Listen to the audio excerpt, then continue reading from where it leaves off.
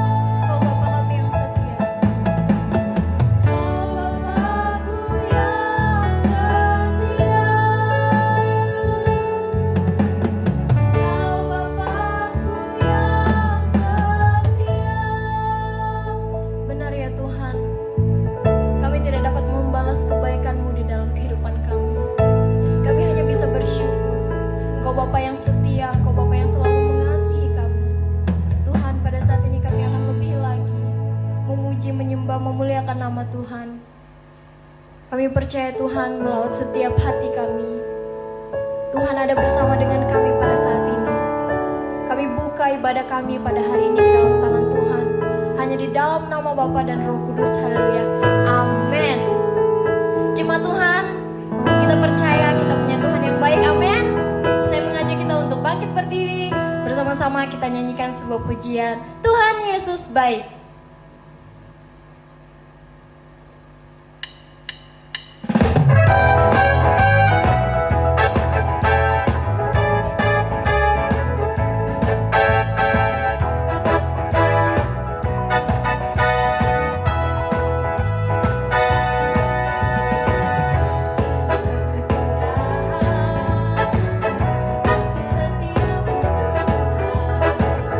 Selalu baru dapat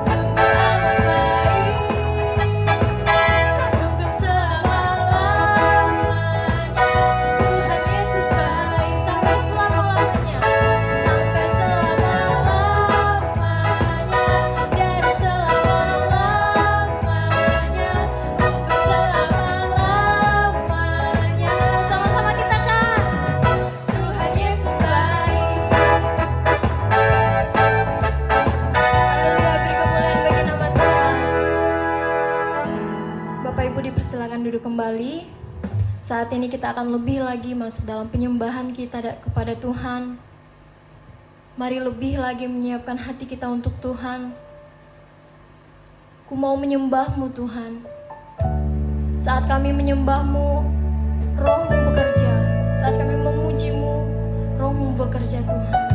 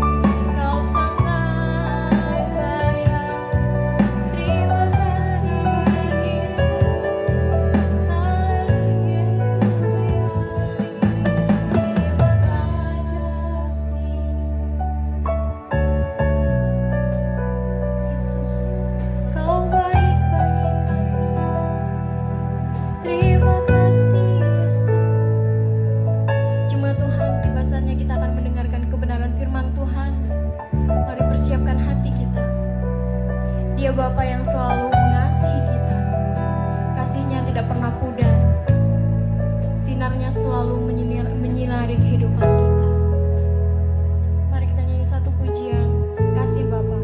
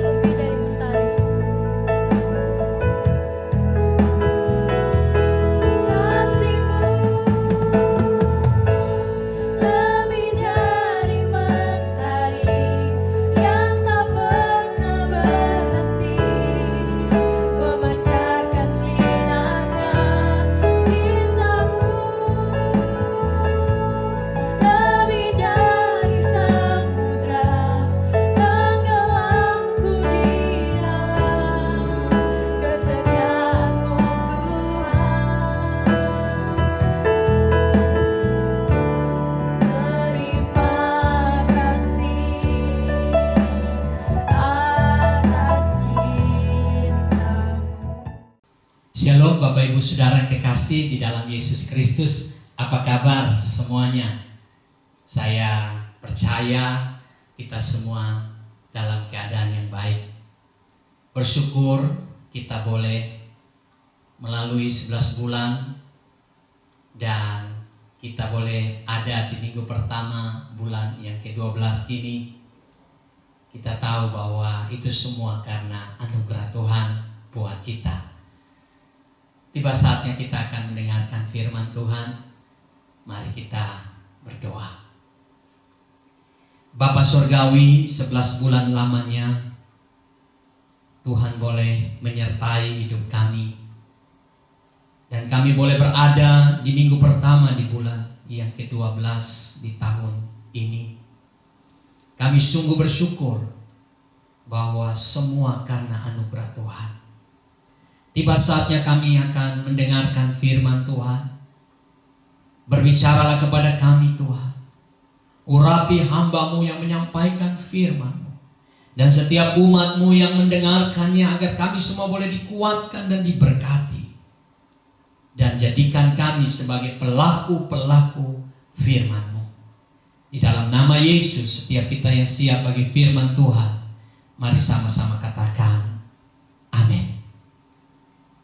Bapak Ibu Saudara yang kekasih dalam Yesus Kristus, mari kita buka Alkitab kita di dalam Injil Yohanes pasal 5 ayat 1 hingga ayat yang 9.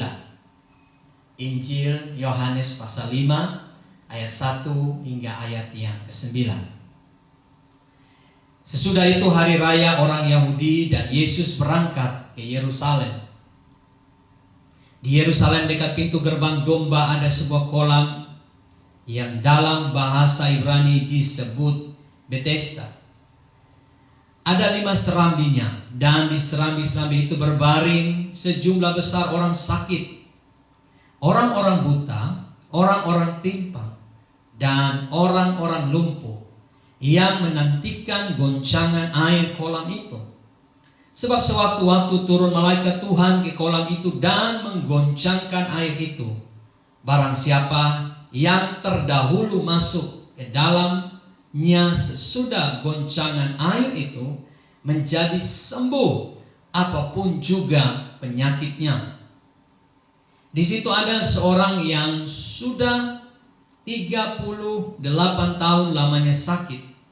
Ketika Yesus melihat orang itu berbaring di situ, dan karena ia tahu bahwa ia telah lama dalam keadaan itu, berkatalah ia kepadanya, "Maukah engkau sembuh?"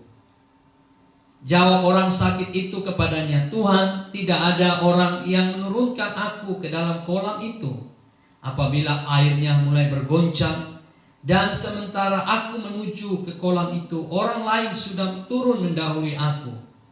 Kata Yesus kepadanya, "Bangunlah, angkatlah tilammu dan berjalanlah." Dan pada saat itu juga sembuhlah orang itu, lalu ia mengangkat tilamnya dan berjalan. Tema kita hari ini adalah lebih dari kesempatan. Bapak Ibu Saudara yang kekasih di dalam Yesus Kristus, ada 3 hal di dalam hidup ini yang tidak akan pernah kembali. Yang pertama itu adalah perkataan. Apa yang kita katakan tidak akan pernah kembali. Yang kedua adalah waktu. Waktu yang Tuhan izinkan dalam kehidupan kita hari ini tidak akan pernah kembali lagi. Besok adalah hari yang lain. Dan yang ketiga itu adalah kesempatan. Kesempatan yang Tuhan berikan buat kita. Jika kita tidak meraihnya, maka kesempatan itu akan pergi dari hidup kita dan tidak akan pernah kembali. Mungkin ada kesempatan lagi, tetapi itu sudah berbeda.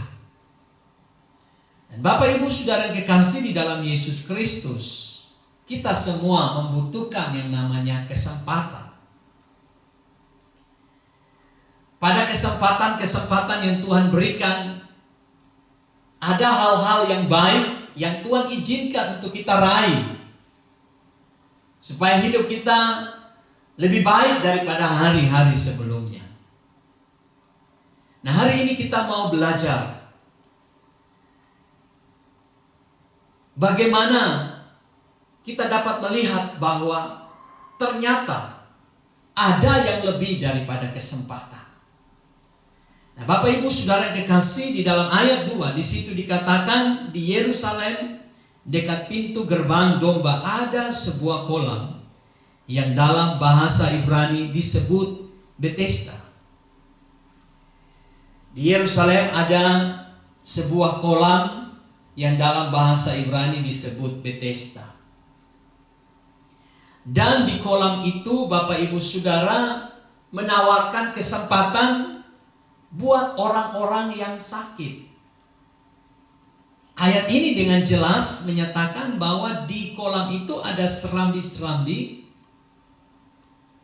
dan di serambi itu berbaring orang-orang yang memiliki penyakit yang luar biasa, sudah. Ya, ada penyakit, ya, ada yang buta, ada yang timpang, ada yang lumpuh. Jadi semua orang yang sakit ini kelas berat semua, sudah. Buta, timpang, dan lumpuh.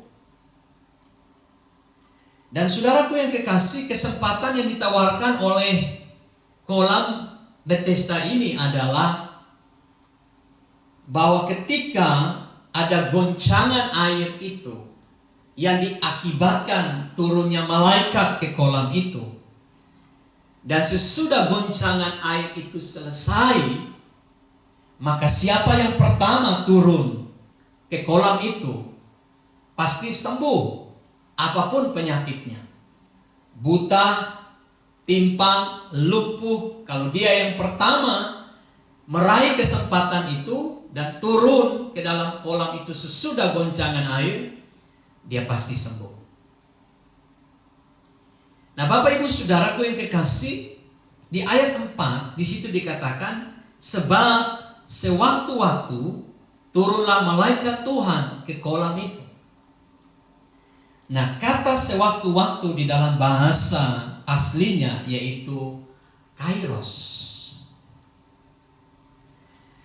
Kata kairos ini menunjukkan waktu yang spesifik, waktu yang terbatas, momen yang penting. Orang yang menantikan waktu itu akan menantikannya dengan berhati-hati dan berusaha untuk tidak melewatkannya. Seperti seorang yang berburu, momen yang terpenting ketika buruannya lewat, dia harus menggunakan kesempatan itu dengan sebaik-baiknya untuk membidik sasaran yang lewat di depannya. Jika dia tidak menggunakan momen atau kesempatan itu dengan sebaik-baiknya, maka buruannya akan lewat begitu saja dan dia tidak akan mendapatkannya. Nah, Bapak Ibu Saudara yang kekasih di dalam Yesus Kristus, kairos itu terjadi di kolam Bethesda. Kesempatan buat orang-orang yang sakit bisa sembuh. Hari-hari ini kita membutuhkan kesempatan-kesempatan itu untuk kita bisa melihat perubahan di dalam hidup kita. Mungkin kita tidak sakit, tetapi mungkin kita membutuhkan kesempatan untuk usaha bisnis kita lebih baik. Kita membutuhkan peluang, kesempatan untuk dapat meraih cita-cita kita. Kita membutuhkan kesempatan untuk membangun rumah tangga. Saya menonton satu video di mana ada sepasang kekasih yang telah merancangkan pernikahan mereka pada bulan April tahun ini. Mereka pacaran sudah cukup lama, kalau tidak salah 8 tahun.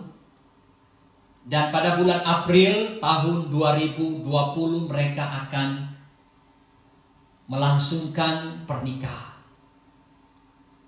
Tetapi karena pandemi corona masuk ke Indonesia,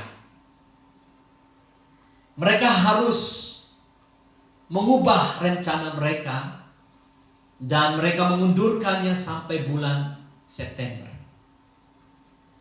Tetapi sangat disayangkan Bapak Ibu Saudara bahwa calon mempelai laki-lakinya, dia adalah seorang dokter, dia terpapar virus corona dan pada akhirnya dia meninggal dunia. Kesempatan untuk menikah yang seharusnya pada bulan April tidak jadi, diundurkan pada bulan September, tidak bisa dilaksanakan karena calon mempelai laki-lakinya meninggal dunia. Nah, Bapak Ibu Saudara yang kekasih, kita membutuhkan banyak kesempatan. Seperti seorang yang lumpuh ini. Ayat 5 di situ dikatakan, di situ ada seorang yang sudah 38 tahun lamanya sakit. Saudara, sakit dari orang ini cukup lama, 38 tahun. Dan selama 38 tahun dia ada di kolam Bethesda itu. Memang Alkitab tidak menceritakan sejak kapan dia ada di kolam itu. Tetapi saya percaya sejak dia sakit, keluarganya sudah menaruh dia di sekitar kolam itu karena mereka mengharapkan agar orang ini, keluarganya yang sakit ini bisa sembuh. Tetapi apa yang terjadi, Bapak Ibu Saudara? Kita mendapatkan ceritanya bahwa setiap kali kairos itu terjadi, kesempatan itu terjadi di depan matanya, tetapi dia tidak mampu untuk meraih kesempatan itu. Dia berusaha untuk masuk ke kolam itu terlebih dahulu sesudah goncangan air itu. Namun dia kalah cepat daripada orang yang lain. Dan itu terjadi berulang-ulang.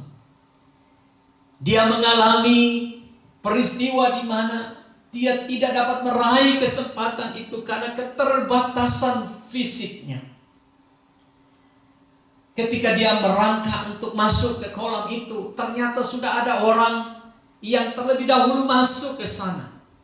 Dan dia menyaksikan bagaimana orang yang terlebih dahulu masuk itu telah sembuh dan pulang ke rumahnya.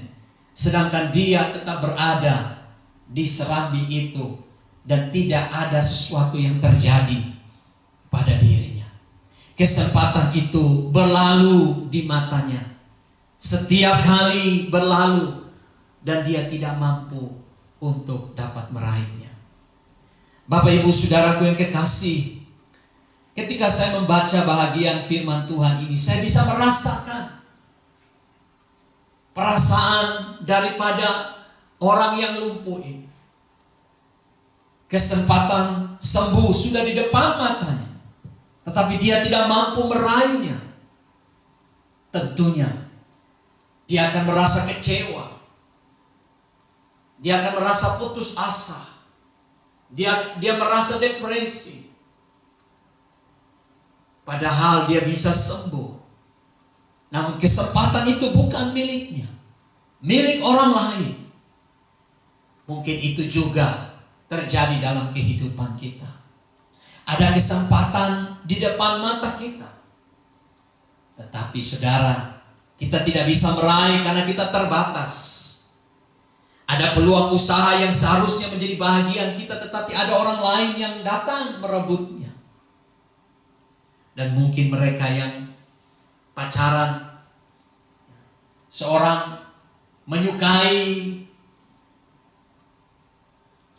laki-laki menyukai seorang perempuan, dan ketika dia belum mengutarakan isi hatinya, sudah ada seorang pria lain merebut perempuan yang disukainya. Saudara, saya percaya ada perasaan sakit di hatinya. Seperti cerita tadi, ada kesempatan untuk mereka bisa menikah, tetapi virus corona datang merebut kekasihnya, sehingga mereka pada akhirnya tidak bisa menikah. Bapak Ibu Saudaraku yang kekasih, di tengah-tengah kesempatan yang tidak bisa diraih itu, di tengah-tengah kesempatan yang seharusnya menjadi milik daripada orang yang lumpuh 38 tahun ini, datanglah Yesus membawa anugerah bagi orang yang lumpuh ini. Bapak Ibu Saudaraku yang kekasih, jika hari ini kita tidak bisa meraih kesempatan yang berlalu di depan mata kita, yang seharusnya menjadi bahagian kita, yang seharusnya itu adalah berkat untuk kita, tetapi tidak bisa kita raih, tidak bisa kita ambil, karena keterbatasan hidup kita. Saya mau sampaikan kepada kita hari ini bahwa ada yang lebih daripada sebuah kesempatan, yaitu anugerah. Ada yang lebih dari kairos, waktu yang spesifik itu, yang telah berlalu dari hidup kita, yang tidak bisa kita raih karena keterbatasan kita, yang membuat hari ini mungkin kita menjadi takut, menjadi kecewa, menjadi putus asa. Hari ini saya mau sampaikan kepada saudara bahwa ada yang lebih daripada kesempatan, yaitu anugerah Yesus Kristus. Yesus datang ke kolam itu, dan apa yang dilakukan oleh Yesus buat orang yang lumpuh itu? Apa yang dilakukan Yesus buat kita? Apa yang anugerah itu lakukan buat hidup kita? Saudara, mari kita lihat hal yang pertama. Jelas sekali Bapak Ibu Saudara, firman Tuhan katakan di dalam ayat yang ke-6 bagian A. Di situ dikatakan ketika Yesus melihat orang itu berbaring di situ. Saudara, tindakan anugerah Yesus kepada orang yang lumpuh ini, dan tentunya tindakan anugerah Yesus kepada saya dan saudara, yaitu Yesus melihat kehidupan kita. Haleluya. Yesus melihat kehidupan kita. Bapak Ibu Saudara yang kekasih, tidak ada orang yang mau menolong orang yang lumpuh ini. 38 tahun ia dibiarkan saja. Semua orang mementingkan dirinya sendiri. Orang-orang yang sakit di situ hanya menginginkan kesembuhan bagi dirinya. Mereka tidak memperhatikan orang yang lumpuh ini, karena mereka juga punya pergumulan, mereka juga punya persoalan, mereka juga punya masalah. Saudara, ketika seseorang sukses, maka semua mata akan melihatnya. Ketika semua orang berada di dalam kondisi yang kaya, maka dia akan punya banyak sahabat. Ketika orang terkenal, maka dia akan punya banyak fans. Semua orang kagum, semua orang ingin berteman dengan dia, semua orang ingin dekat dengan dia, semua orang ingin makan bersama dia, jalan bersama dengan dia. Tetapi ketika orang itu kehilangan akan kekayaannya, kehilangan ketenarannya, kehilangan kedudukan dan jabatannya, maka semua orang akan menutup mata terhadapnya, meninggalkan dia, dan tidak mempedulikan dia. Saudara, kita sering kali mengalami hal ini.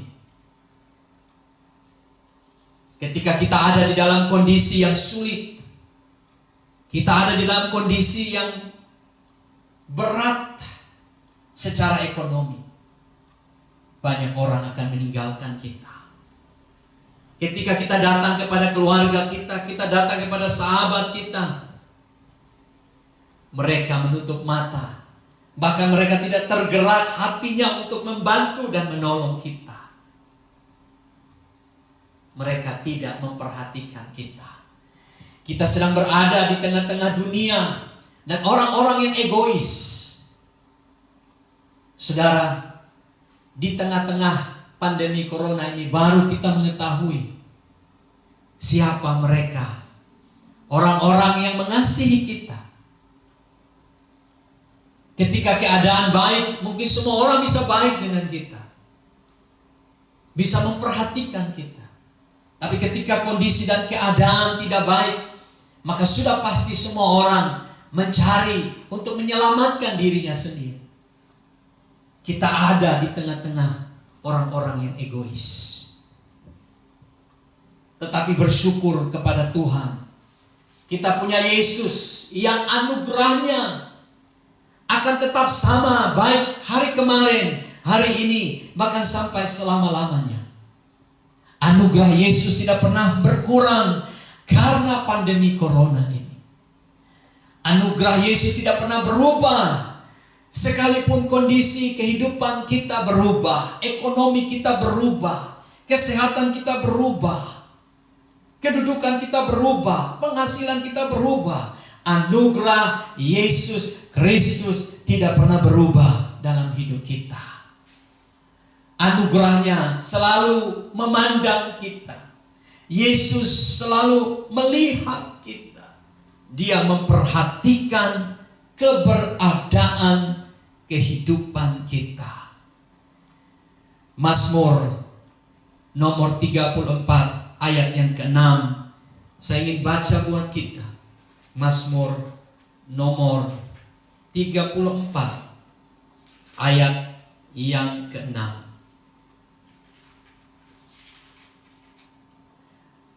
Firman Tuhan berkata kepada kita, "Aku telah mencari Tuhan, lalu Ia menjawab aku dan melepaskan aku dari segala kegentaranku." Bapak Ibu Saudara yang kekasih di dalam Yesus Kristus, bahwa Tuhan tidak pernah beranjak dari penglihatannya kepada kita. Waktu kita datang mencari Dia, maka firman Tuhan dengan tegas berkata bahwa Dia akan melepaskan kehidupan kita. Bapak Ibu Saudara yang kekasih, sekalipun dunia menutup mata bagi kita, tapi Tuhan penjaga Israel, Dia tidak pernah menutup matanya buat hidup kita. Bapak Ibu Saudara yang kekasih, kemudian yang ketiga, kita lihat di dalam ayat 6 bagian B. Dan karena Ia tahu, Bapak Ibu Saudara yang kekasih di dalam Yesus Kristus. Yang kedua, tindakan anugerah Yesus Kristus kepada kita, yaitu Yesus mengetahui pergumulan kita. Firman Tuhan katakan bahwa karena Ia tahu, Yesus tahu bahwa orang yang lumpuh ini sudah 38 tahun lamanya dia menderita. Dan Yesus tahu bahwa ia tidak pernah ditolong, tidak pernah diperhatikan.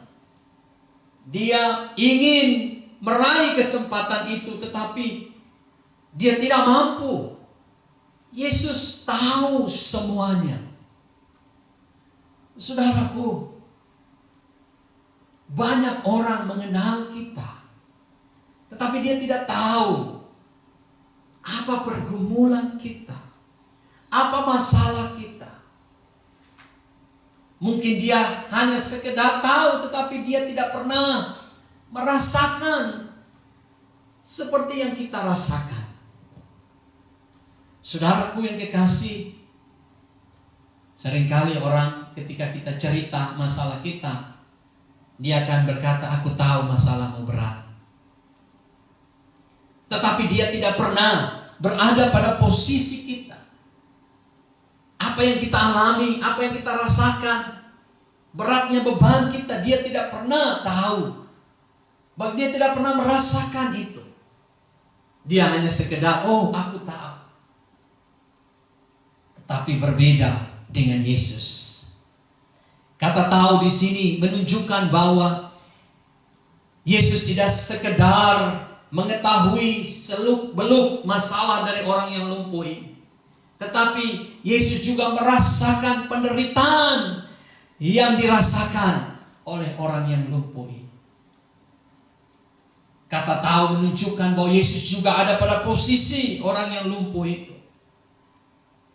Sehingga firman Tuhan katakan bahwa Yesus menanggung beban kita. Yesus juga turut merasakan penderitaan yang kita rasakan. Ketika dia melihat Maria, saudara Lazarus, meninggal. Maria menangis. Dan firman Tuhan katakan, maka menangislah Yesus. Itu menunjukkan bahwa Yesus juga merasakan kehilangan yang dirasakan oleh Maria, saudara Lazarus yang meninggal itu. Saudaraku yang kekasih, Yesus turut merasakan apa yang saya dan saudara rasakan. Hari ini mungkin engkau mengalami pergumulan yang berat. Engkau mengalami tantangan yang berat. Yesus berada pada posisimu. Dia tahu segala penderitaanmu. Dia tahu beratnya bebanmu. Dan dia berkata, aku sudah menanggungnya. Yesus sudah menanggung semuanya di kayu salib. Dan dia katakan sudah selesai. Artinya pergumulan saudara, masalah saudara, dia sudah tanggung di kayu salib. Bapak ibu saudara yang kekasih di dalam Yesus Kristus, jangan pikul beban saudara. Datang pada Yesus, serahkan semuanya. Biarlah itu diangkat oleh Tuhan. Dan saya dan saudara mengalami kebebasan yang sempurna. Yang terakhir Bapak ibu saudara, di ayat yang ke-6, bahagian C. Firman Tuhan berkata, dan karena ia tahu bahwa ia telah lama dalam keadaan itu, berkatalah ia kepadanya, ia adalah Yesus, maukah engkau sembuh? Yang ketiga, tindakan anugerah dari Yesus Kristus untuk kita, yaitu Yesus menyediakan solusi atau jalan keluar bagi kehidupan kita. Yesus tidak hanya melihat hidup kita. Yesus tidak hanya mengetahui pergumulan hidup kita, tetapi Yesus juga menyediakan solusi buat hidup kita. Pada waktu Yesus bertanya kepada orang yang lumpuh ini, maukah engkau sembuh? Orang lumpuh ini seharusnya menjawab, aku mau. Tetapi di dalam ayat yang ke-7, orang ini berkata, Tuhan, tidak ada orang yang menurunkan aku ke dalam kolam itu. Apabila airnya mulai bergoncang dan sementara aku menuju ke kolam itu, orang lain sudah turun mendahului aku. Orang lumpuh ini tidak menjawab pertanyaan Yesus, tetapi dia mengutarakan seluruh persoalannya. Dia mengatakan bahwa aku telah melewatkan banyak kesempatan, aku tidak bisa meraihnya. Dia menceritakan semua kegagalannya. Tetapi buat Yesus, kegagalan, ketidakberdayaan, ketidakmampuan dari orang lumpuh ini untuk meraih kesempatan itu, Yesus ingin mengatakan kepada orang lumpuh ini, jangan lagi berfokus kepada kolam Bethesda itu. Jangan lagi berfokus kepada kesempatan yang telah lewat dalam kehidupanmu. Aku lebih besar daripada kolam Bethesda. Aku lebih besar daripada setiap kesempatan yang telah lewat di dalam hidupmu. Yesus ingin memastikan kepada orang lumpuh ini bahwa Yesus sanggup untuk menyediakan solusi jalan keluar kepada orang yang lumpuh ini. Bapak Ibu Saudara yang kekasih, pada waktu itu juga, ayat yang ke-8, Yesus berkata, bangunlah, angkatlah tilammu dan berjalanlah. Pada saat itu juga sembuhlah orang itu, lalu ia mengangkat tilamnya dan berjalan. Ketika ia berhadapan dengan Yesus, saat itu juga anugerah Tuhan datang dalam hidupnya, menghampiri dia. 38 tahun adalah sebuah waktu yang panjang untuk menantikan kesembuhan. Namun semuanya itu telah berakhir. Dia mengalami sukacita, dia mengalami damai, dia mengalami kelepasan, kemerdekaan, kesembuhan. Hari yang telah dinanti-nantikan itu telah terjadi. Semua bebannya telah terlepas, karena Yesus telah melakukan itu semua. Yesus pembuat jalan di saat tidak ada jalan. Bapak Ibu Saudara yang kekasih di dalam Yesus Kristus, kesempatan telah berlalu dalam hidupmu, dan mungkin engkau berfokus kepada kesempatan itu, dan engkau berkata bahwa tidak akan ada lagi kesempatan buat hidupmu untuk meraih impianmu, meraih cita-citamu, meraih harapanmu. Hari ini saya mau berkata, Yesus lebih daripada kesempatan itu. Yesus pembuat kesempatan. Yesus pembuat waktu itu. Yesus berada di luar waktu. Dia yang mengatur waktu. Dia yang memberikan kesempatan. Dan dia itu ada di dalam hidupmu. Dia ada dalam bisnismu, studimu, rumah tanggamu, kesehatanmu, dalam seluruh aspek hidupmu. Yesus membawa anugerah yang melampaui kesempatan itu, yang mampu menciptakan kesempatan-kesempatan di dalam hidupmu. Saya percaya hari yang sama akan datang dalam hidupmu, di mana engkau akan mengalami kelepasan, kemerdekaan, dan kemenangan. Saat itu juga pergumulanmu selesai. Bapak Ibu Saudara yang kekasih, anugerah Tuhan melampaui kesempatan yang telah pergi dari hidup kita. Bahkan anugerah Tuhan membuat kesempatan baru di dalam hidup kita. Bapak Ibu Saudara yang kekasih di dalam Yesus Kristus, saya berdoa melalui kebenaran firman Tuhan kita yang telah dengar hari ini dikuatkan dan diteguhkan oleh Tuhan, sehingga kita tidak berfokus pada kesempatan yang tidak bisa kita raih, yang berlalu dari hidup kita, tapi kita berfokus kepada Yesus Kristus yang oleh anugerahnya Ia memperhatikan hidup kita. Ia mengetahui pergumulan yang kita hadapi, dan Ia juga yang menyediakan solusi, jalan keluar bagi setiap persoalan pergumulan hidup kita. Kiranya firman Tuhan memberkati kita sekalian. Amin. Mari kita berdoa. Kami mengucap syukur untuk kebenaran firman-Mu ya Tuhan. Terima kasih untuk anugerah Tuhan yang menghampiri kami. Selama ini kami berusaha dengan kekuatan kami untuk meraih kesempatan yang ada yang kami lihat. Namun kadang-kadang kami tidak bisa meraihnya karena kami begitu terbatas. Tapi bersyukur di dalam keterbatasan dan ketidakmampuan kami, anugerah Tuhan menghampiri kami dan memberikan yang kami inginkan, yang kami butuhkan. Terima kasih Tuhan, jika hari ini ada umat-Mu yang sedang ada dalam pergumulan yang berat.